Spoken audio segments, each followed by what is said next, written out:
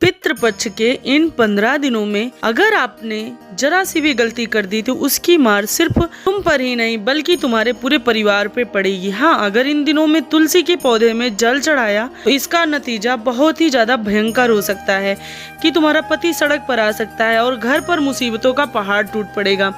आज की इस खास वीडियो में हम तुम्हें वह रहस्य बताने जा रहे हैं जिसे सुनकर आपके रोंगटे खड़े हो जाएंगे, क्योंकि पितृपक्ष यानी श्राद्ध का समय सिर्फ पितरों को समर्पित होता है। इन दिनों में हर कोई अपने पूर्वजों की आत्मा की शांति के लिए दान करता है, तर्पण करता है। और पितृपक्ष के दौरान और अगर आप भी चाहते हैं तो केवल एक समान धार्मिक काम नहीं है, बल्कि यह आपके जीवन में सकारात्मक और नकारात्मक यानी अच्छा और बुरा दोनों तरह का प्रभाव डाल सकता है। इसलिए आज की वीडियो में हम आपको विस्तार से बताने वाले हैं कि अगर कोई भी महिला पितृपक्ष के दौरान तुलसी में जल चढ़ाती है तो उसके जीवन में कौन कौन से चमत्कारिक परिवर्तन होते हैं और कौन कौन सी कठिनाइयां उसके सामने खड़ी हो जाती हैं। क्योंकि जाने अनजाने में हम ऐसे कई काम करते हैं जो कभी तो हमारे लिए अच्छे निकलते हैं लेकिन कभी कभी बहुत ही बुरे साबित होते हैं। सबसे पहले हम बात करेंगे सकारात्मक पहलू की। पितृपक्ष के दौरान अगर कोई भी महिला अगर तुलसी के पौधे में जल देती है तो उसका क्या अच्छा परिणाम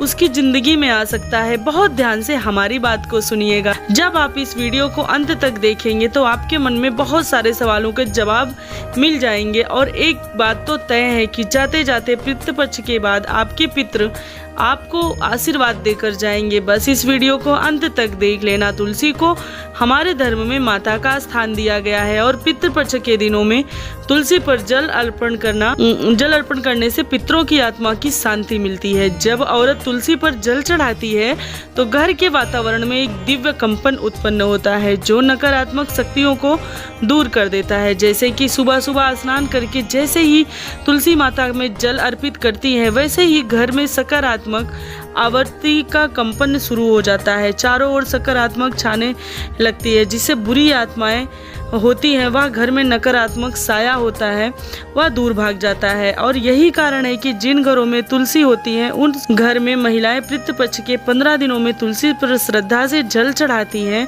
वह हमेशा लक्ष्मी जी का निवास होता है। वहाँ पर पैसों की आवक कम नहीं होती है, चारों तरफ से पैसा ही पैसा आता है। और वह घर का मुखिया भी कभी कंगाल नहीं होता है, उसके घर में बहुत ही पैसा आता है और बहुत ज्यादा यह जीवन में उन्नति करता है। कोई उसे गिरा नहीं पाता है और कोई भी उसे झुका नहीं सकता है। अचानक घर में रुका हुआ पैसा आने लगता है। संतान की पढ़ाई में जो भी बाधाएं रहती है वह दूर हो जाती है और पति पत्नी के बीच में जबरदस्त प्रेम बना रहता है। यही नहीं, कई बार तो देखा गया है कि जिन घरों में काफी सालों से संतान की कमी थी, बच्चा ही नहीं हो रहा था, तमाम तरह के ट्रीटमेंट करवा लिए, तमाम तरह के औषधि ले ली, लेकिन फिर भी संतान योग नहीं बन रहा था। पितृपक्ष के दौरान सच्ची श्रद्धा से तुलसी माता में जल दिया जाता है तो संतान योग भी बन जाता है।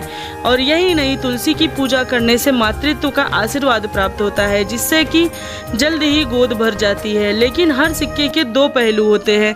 तुलसी को जो महिला जल देती है उसको क्या अच्छा मिल सकता है, लेकिन अगर यह क्रिया गलत ढंग से की जाए तो बहुत ही भयानक परिणाम भी आ सकते हैं। और वह चीज़ आपको जानना बहुत ही ज़्यादा ज़रूरी है, क्योंकि कभी कभी तो हम इसलिए उपाय करते हैं कि हमारा काम बनेगा और पितृपक्ष प्रसन्न होंगे, लेकिन मन को तुमने वह क्रिया सही ढंग से नहीं की तो पितृ को प्रसन्न करने के बजाय तुम और भी ज़्यादा संकट में मंडराने लगता है। आर्थिक हानि होने लग जाती है, संतान को एकदम से स्वास्थ्य बिगड़ने लगता है और कई बार यह देखने को भी मिलता है कि पति पत्नी के रिश्तों में दरारें आ जाती है। इसलिए अगर आप रोजाना तुलसी माता पर जल चढ़ा रही हैं तो इस बात का विशेष ध्यान रखिए कि पितृपक्ष के 15 दिनों में या अन्य किसी भी दिन सुबह के समय ही आपको जल चढ़ाना है। दोपहर या शाम के समय जल नहीं चढ़ाना है, वरना आप करने तो अच्छा जाओगे बाकी हो जाएगा बुरा। और जब भी बाल धुलती हैं और तुरंत तुलसी माता पर जल चढ़ा देती हैं, ऐसा करना भी मुश्किलों से डाल देगा और इसका परिणाम ऐसा होगा कि घर में कलेश होने लग जाएगा, कलह होने लग जाएगा, मानसिक तनाव होने लग जाएगा।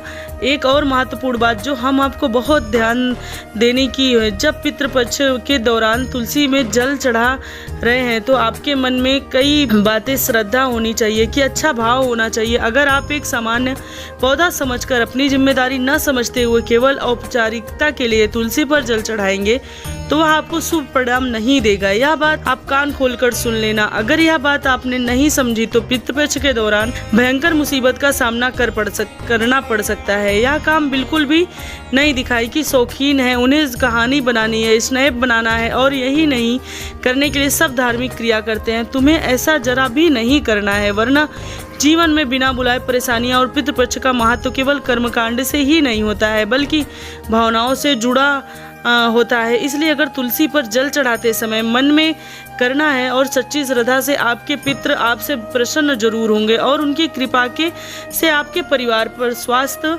और माहौल होगा, समृद्धि होगा, सुखी संतान होगी, सब कुछ सुख में होगा। कई गाथाओं में यह भी कहा जाता है कि अगर औरत जिसने पितृपक्ष में पूरे नियम से तुलसी पर जल चढ़ाया है तो उसकी पीढ़ियों का भी उद्धार होगा, उसको पीढ़ियों का भी उद्धार हो जाता है और अचानक से उसके घर में ऐसा वैभव आएगा कि किंतु मुश्किल हो, इतनी संप्रदाय संभालना मुश्किल हो जाएगा। और आप यह भी हासिल कर सकते हैं, लेकिन आपके इरादे नेक होने चाहिए, आपके मन में भटकाव नहीं होना चाहिए, आपके मन में दोगलापन नहीं होना चाहिए, किसी के प्रति आकर्षण नहीं होना चाहिए। उसे में पूरा ध्यान आपका तुलसी माता में, भगवान विष्णु के, आपके पितरों में होना चाहिए। आपको हम एक और बहुत जरूरी बात बताना चाहते हैं, इस वीडियो को बिल्कुल अंत तक देखना। तुलसी पर जल चढ़ाते समय कोई औरत ही मन अपने पितरों से प्रार्थना करती है तो उसकी पुकार सीधा पितरों तक पहुंच जाती है। जब भी कोई महिला तुलसी के पौधे में सुबह सुबह जल चढ़ाए तो अपनी जो मनोकामना है वह मन में दोहराए, वह मनोकामना आपके पितरों तक पहुंचेगी और जल्द ही से जल्द उसे पूरा होने का आशीर्वाद भी मिल जाएगा। जीवन में कई बदलाव होगा। लेकिन अगर कोई औरत जल चढ़ाने के तुरंत बाद गंदे शब्द बोलती है, किसी की बुराई करती है, दूसरे को अपमानित करती है तो घर में कलेश मचती है, तो यह भी तुलसी का अपमान होता है। क्योंकि आप एक समय पर धार्मिक कार्य कर रहे हैं और वहाँ पर लोगों का अपमान करने से, लोगों की बुराई करने से, एक बेईमानी काम करने रख लेना तुलसी, तो ऐसे में अपमान होता है, आपके पिता भी नाराज हो जाते हैं। यह बात ध्यान रख लेना, तुलसी माता सिर्फ एक पौधा नहीं है बल्कि देवी लक्ष्मी और भगवान विष्णु का प्रतीक है। इसलिए पितृपक्ष में औरतों को तुलसी पर जल चढ़ाते समय विशेष सावधानियां रखनी चाहिए। 2-3 सावधानियां गुरु जी तुम्हें बता रहे हैं। यह सावधानी अगर तुमने नहीं सुनी तो तुम बहुत बड़ी मुसीबत में फंस सकते हो। तुम्हारी एक गलती तुम्हारे ऊपर भयंकर पितृदोष लगा सकती है। इसलिए वीडियो को बिल्कुल भी अंत तक देखते रहना। अगर आपको आपकी गलती से शाम के समय या फिर दीपक जलाते समय तुलसी के ऊपर जल अर्पण किया तो समझ लेना कुछ मुसीबतें जीवन में आ सकती हैं। इसलिए तुम्हें बहुत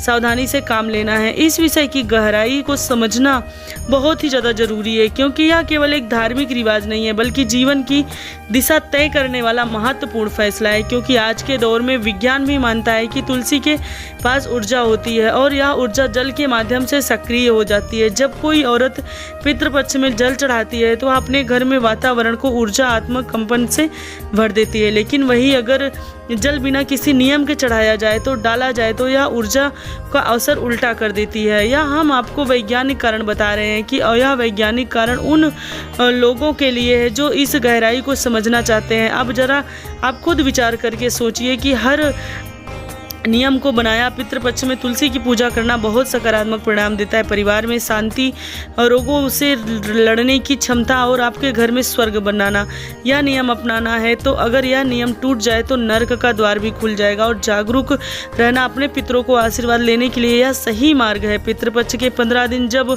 हमारे पितृ लोग छोड़कर हमारे घर में आते हैं, मौका होता है जब जाते ही उन्हें बुरा लगता है। 15 दिन वह आपके घर में तो रहते हैं काफ़ी दुखी मन से, और 16वें दिन जब वह जाते हैं तो आपको आशीर्वाद देने के बजाय क्रोधित हो जाते हैं। संतुष्टि का भाव नहीं होता है। इसलिए आपको एक बात ध्यान से समझ लेनी है कि पितृपक्ष के 16 दिनों में अपने पितरों को नाराज नहीं करना है, उनके निमित्त कुछ भी नहीं करना है। तुलसी में जल देते समय सुबह यह बातों का ध्यान जरूर रखिए और अपने घर को खुशहाल बनाइए। यही था आज की वीडियो में।